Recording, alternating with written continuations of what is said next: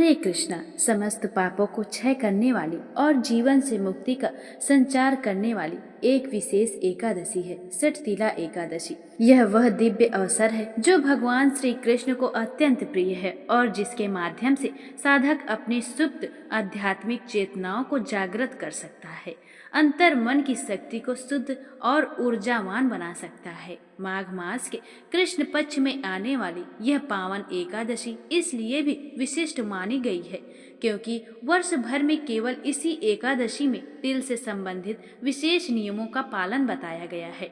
इसी कारण इसका नाम षटतिला एकादशी पड़ा है, क्योंकि इस दिन से जुड़े हुए 6 प्रकार के पुण्य कर्म करने का विधान है। आइए इसी पावन अवसर पर हम षटतिला एकादशी से संबंधित इस दिव्य पौराणिक कथा का श्रद्धा पूर्वक श्रवण करें। भगवान श्री कृष्ण और श्री चैतन्य महाप्रभु के वचनों में एकादशी व्रत को भक्ति सेवा का अनिवार्य अंग बताया गया है। जो व्यक्ति श्रद्धा के साथ एकादशी का पालन करता है उसका आध्यात्मिक जीवन पुष्ट होता है और जो इसका अनादर करता है उसकी साधना में बाधा उत्पन्न होती है। एकादशी के दिन भक्त को भगवान के पवित्र नाम अमृत से ही संतोष प्राप्त करना चाहिए। इसी भाव के साथ आज हम भविष्योत्तर पुराण में वर्णित षटतिला एकादशी की पावन कथा का श्रवण करते हैं। एक समय धर्मराज युधिष्ठिर ने भगवान श्री कृष्ण से प्रश्न किया, हे जनार्दन, माघ मास के कृष्ण पक्ष में आने वाली एकादशी कौन सी है और उसका क्या महत्व है?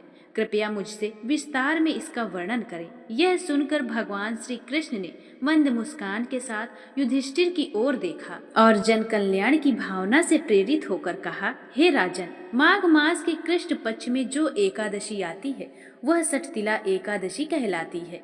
यह सभी पापों को नाश करने वाली है। इसकी महिमा का वर्णन महर्षि पुलस्त ने दालम्भ ऋषि को किया था। वही कथा मैं तुम्हें सुनाता हूँ, ध्यान पूर्वक सुनो। दालम्भ ऋषि ने पुलस्त मुनि से विनय पूर्वक कहा, हे मुनिवर, इस मृत्यु लोक में प्राणी अनेक पापों में लिप्त रहता है। उसे नरक की यातनाओं से बचाने का क्या उपाय है? कृपया इसका मार्ग बताइए। तब पुलस्त मुनि बोले, हे महाभाग, माघ मास के कृष्ण पक्ष की षटतिला एकादशी का विधि पूर्वक पालन करने से मनुष्य सभी पापों से मुक्त हो जाता है। इस दिन प्रातः स्नान करके इंद्रियों को संयम में रखते हुए एकादशी का व्रत करना चाहिए और भगवान श्री कृष्ण द्वारा नारद मुनि को कही गई इस एकादशी की कथा का श्रवण करना चाहिए।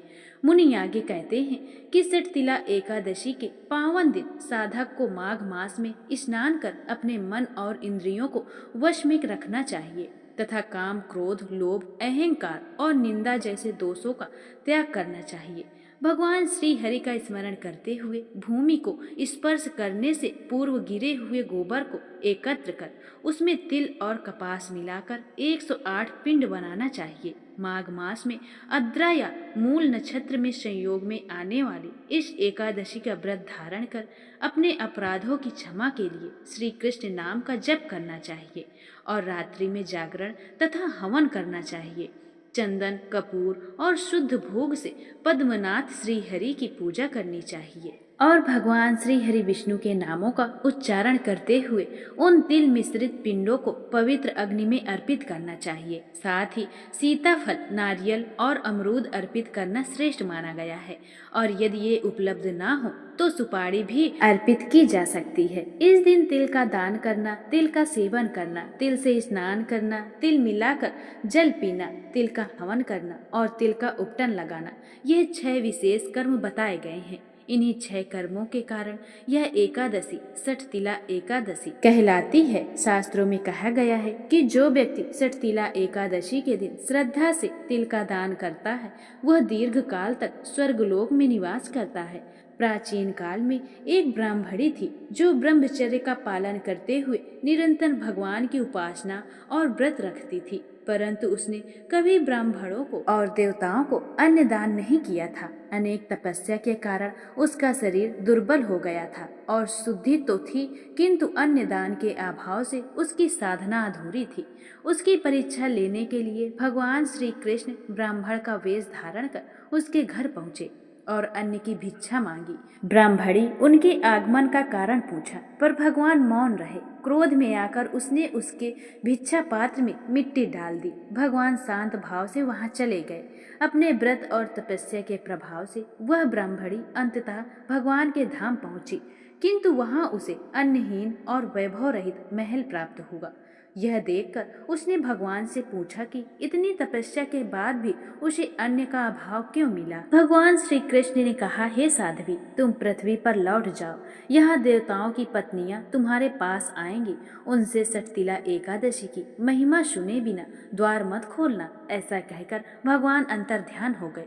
कुछ समय पश्चात देव पत्नियां उनके घर आईं। ब्राह्मणी ने उनसे सटतिला एकादशी की महिमा सुनाने को कहा। जब उन्होंने इसका महात्म्य सुनाया, तब ब्राह्मणी ने द्वार खोला और इस एकादशी का विधि पूर्वक पालन किया। इसके प्रभाव से उसके घर में धन, अन्न और सौंदर्य की पूर्णता हो गई। इस प्रकार पुलस्त मुनि ने कहा कि जो भी व्यक्ति श्रद्धा और निष्ठा से सटतिला एकादशी का पालन करता है, वह आध्यात्मिक, मानसिक और शारीरिक दरिद्रता से मुक्त हो जाता है। दान, यज्ञ और तिल के पुण्य कर्मों से वह पूर्व जन्मों के पापों से छूटकर अंत में दिव्य लोक को प्राप्त करता है। इस पावन दिन ब्रह्म मुहूर्त में उठकर भगवान का स्मरण करना चाहिए, मंगला आरती या दर्शन करने चाहिए और अधिक से अधिक हरे कृष्ण महामंत्र, हरे कृष्ण कृष्ण कृष्ण हरे हरे, हरे राम राम राम हरे हरे का जप करना चाहिए।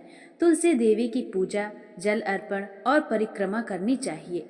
इस दिन तुलसी के समीप बैठकर किया गया जप विशेष फल प्रदान करता है। संपूर्ण दिन अन्न, दाल और चावल का त्याग कर उपवास करना चाहिए। आवश्यकता होने पर फल, दूध या एकादशी प्रसाद ग्रहण किया जा सकता है। उपवास व वास्तविक अर्थ केवल भोजन त्याग नहीं, बल्कि मन और इंद्रियों को भगवान श्री कृष्ण में स्थिर करना है।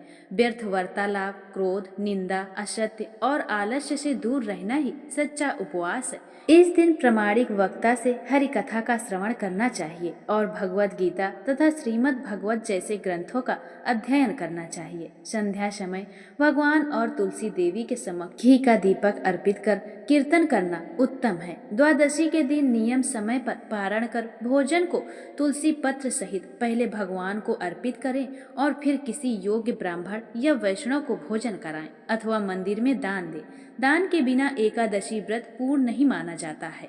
माघ मास के इस पावन सटतिला एकादशी को श्रद्धा और प्रेम भाव से मनाते हुए अपनी चेतना को श्री कृष्ण के चरणों में स्थिर करें।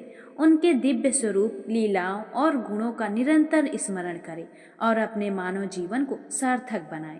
हरे कृष्णा।